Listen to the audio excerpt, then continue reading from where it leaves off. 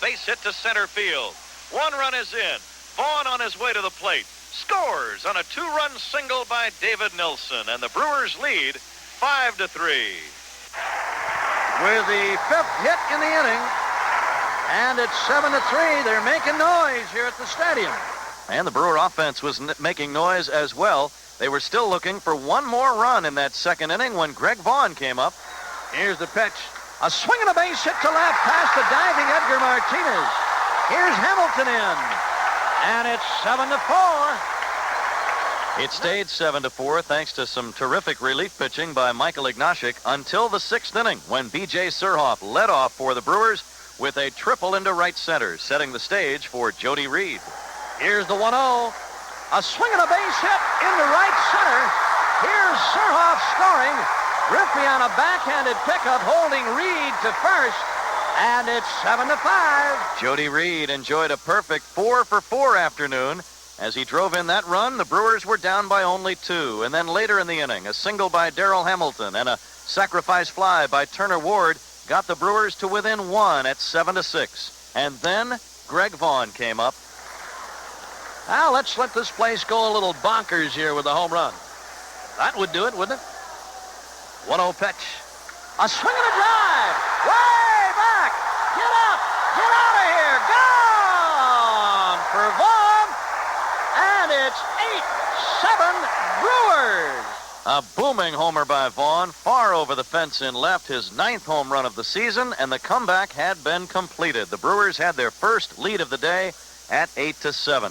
They added another run. It turned out to be very, very important in the 7th inning when Jody Reed came up with B.J. Surhoff at first. Here's a line drive to left, and Reed is 4 for 4. The ball gets past Amaral and goes all the way out to the warning track. Surhoff scores, and the Brewers lead 9-7. Jody Reed driving in his second run of the day. He has 14 ribbies for the season. Milwaukee led 9-7. Seattle scored a run on Tino Martinez's sac fly in the 8th inning to make it 9-8. But then Bob Scanlon got the first 2 men out in the top of the 9th inning. And Ken Griffey Jr., the big league's home run leader, then stood between Bob Scanlon and a Brewer win. Swinging a bouncer to Scanlon. He's got it. Brewers sweep Seattle.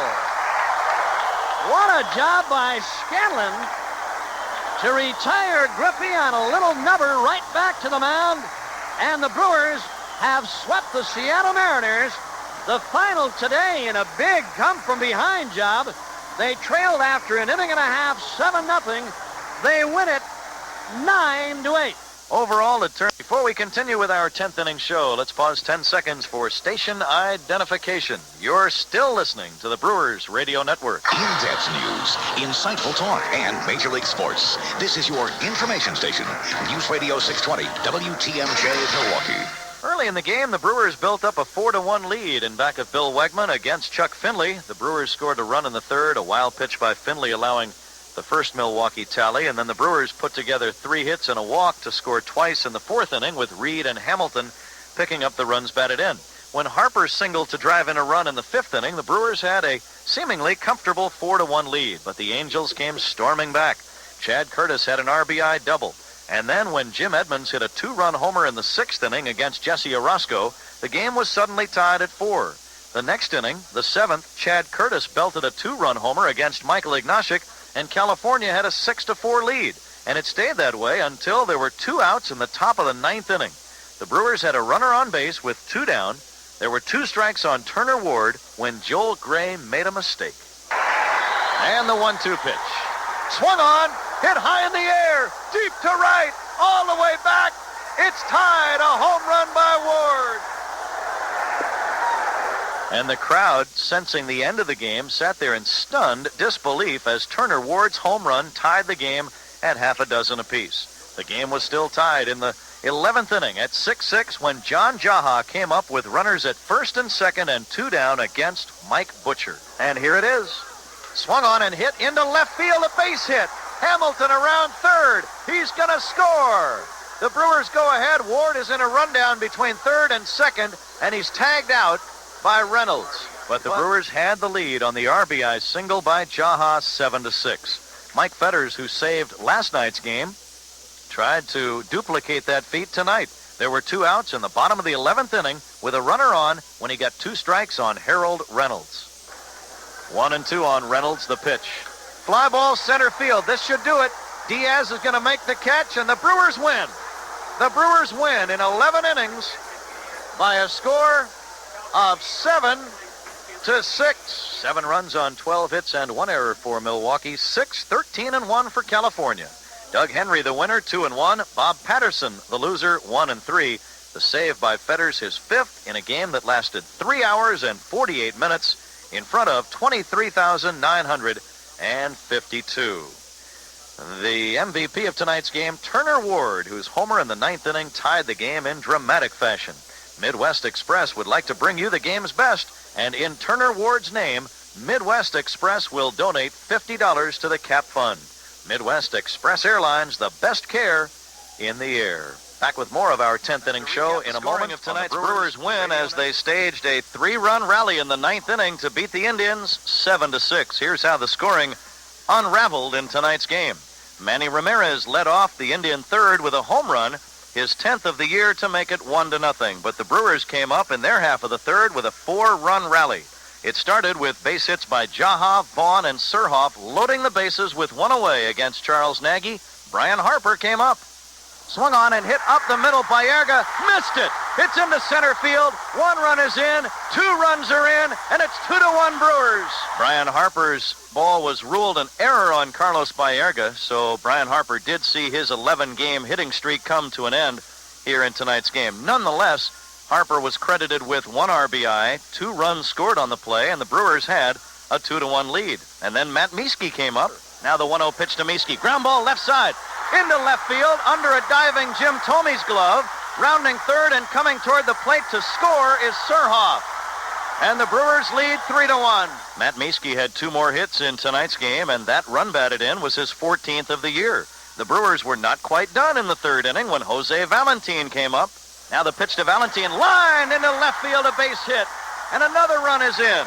4-1 on the base hit to left by Jose Valentin. And the kid shortstop continues to get the job done. Chipping in offensively every once in a while. That's his 20th run batted in. Not bad for a number 9 hitter on the 10th of June. The Brewers led 4-1, but then the Indians went to work. They scored an unearned run in the 4th inning, an error by Matt Mieske allowing Albert Bell to score. And then a 3-run rally in the 6th saw the Indians take a 5-4 lead. Eddie Murray had a 2-run double, and Manny Ramirez had a sacrifice fly. The Indians then scored a run in the 9th inning on Espinosa's sacrifice fly to make it 6-4. But then against Jose Mesa in the bottom of the 9th inning, the Brewers went right to work. Jody Reed singled into right field to start the inning. Bill Spires intensified the rally with a bouncer up the middle. The single put Jody Reed at second and Spires at first. With nobody out and the Brewers down by 2 in the bottom of the 9th, let's pick up Bob Uecker's call as John Jaha came up against Mesa. Here's the pitch. Swinging a bouncer to third. Gonzalez has it, steps on third, throws to first. He threw it by. Sereno. A run's going to score. Spires around third. Into second is Jaha. And it's 6-5. That was a key play. There was 1 out recorded on the play as Bob called it for you, the fielder's choice, but then the throwing error by Gonzalez allowed Spires to score and Jaha to reach second. Greg Vaughn then hit a broken bat grounder just past the mound. It rolled out toward short, and Espinosa had no play with Jaha taking third. So the situation, 1 away, bottom of the 9th inning, runners at first and third, the Brewers trailing by a score of 6-5, and against Jose Mesa, up to the plate came Brewer designated hitter B.J. Surhoff. Here's the pitch. B.J. lines one to the gap in left center. High, it gets by Bell. 1 run is in. Here comes Bob. They're going to try to score him. He will score. And the Brewers do it again. Holy smokes. My, oh my, oh my. B.J. Surhoff with a liner to the gap in left center. Albert Bell tried to make a diving catch on it. It got by him, and Vaughn scored all the way from first. And the Brewers have come from behind again to beat the Indians. The final, Milwaukee 7, Cleveland 6. Quite a way to cap off Hat Night here at County Stadium with a 3-run ninth-inning rally. The Brewers win it 7-6. 7 runs on 15 hits and 1 error to 6, 8, and 3. Mike Fetters, the winner, 1 and 3. Jose Mesa, the loser, 5 and 3. 23,795 saw the Brewers win it 7-6. Back with more of our 10th inning show in a moment on the Brewers Radio Network. With nobody out in the 5th inning, with Bob calling the action, Jose Valentin came up. Valentin now, and the pitch. Swinging a soft line drive to right. It's going to drop for a base hit off the chest of Bautista.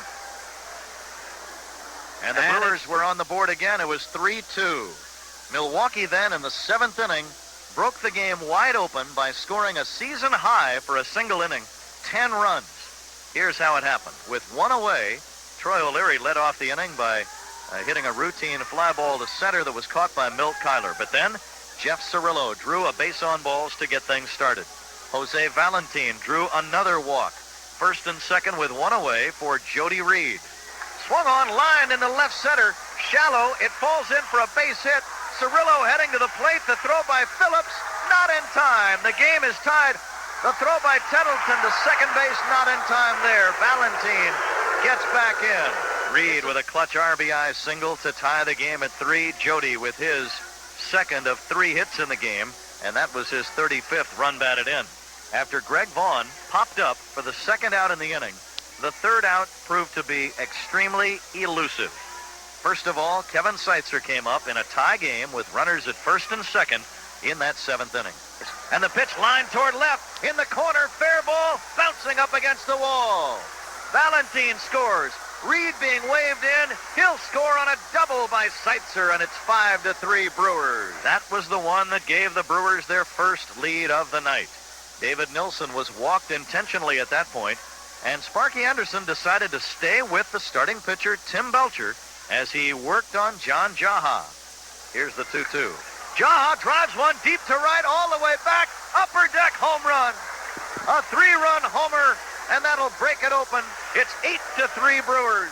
Jaha ripping an opposite field home run, number 12 for John, and the 3-run homer gives him 38 runs batted in. That was all for Belcher. Joe Baver came in from the bullpen.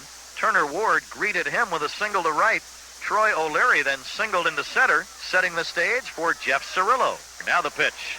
Cirillo hits a high drive, deep to left center, all the way back, and that ball is gone off the facing of the upper deck. A booming home run for the rookie third baseman Cirillo, and the Brewers led at that juncture by a score of 11-3. Home run number 3 this year for Jeff Cirillo. And finally, Jose Valentin came up for the second time in the inning. As Valentin hits one, that's going to reach the upper deck and right. Long gone, another home run. And the Brewers are playing home run derby at Tiger Stadium right now. 3 home runs in the inning for the Brew Crew. All told, they scored 10 times in a wild 7th inning uprising.